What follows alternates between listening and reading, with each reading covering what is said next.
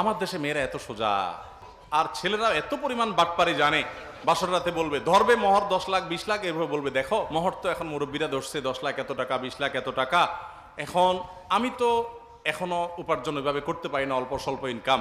আর এই কয়দিন পরে ইটালি চলে যাবো, টাকার অভাব হবে, সবই তো তোমার। আর এই বোকাশোকা সহজ সরল মেয়েরাও বলে দেয় ঠিক আছে আরে টাকা দিয়ে কি হবে, আপনি বাদ দেন, এগুলো লাগবে না। তো তুমি মাফ করে দিছো তো? হ্যাঁ আমি মাফ করে দিছি। সে এই চান্সে ফেলায়া মেয়েদের বোকা বানায়া এই বাটপারি করে পুরুষগুলা সব মহারণা মাপসাপ করে নেয়। এবার বেচারি মহিলা হুজুরের কাছে প্রশ্ন দেওয়া লাগে যে পকেট থেকে চুরি করে নিতে পারবো কি? আপনার চুরি করার দরকারটা কি? আপনি তখন তো নিজের হক নিতে পারতেন, ছেড়ে দিতে বলছে কি আপনাকে?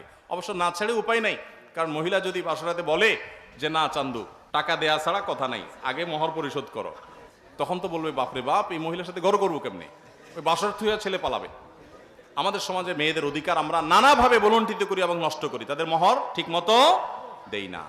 তো যাই হোক, মা বোনদের অধিকার তাদের পাওনা দিয়ে দিবেন, টুকটাক তাদের হাত খরচে দেওয়া উচিত। তাদের মা আছে, বাবা আছে, খোঁজ খবর নিবে, যতটুকু পারেন সাধ্য অনুযায়ী তাদেরকে খোঁজ খবরের জন্য বা হাত খরচের জন্য টাকা পয়সা দিবেন।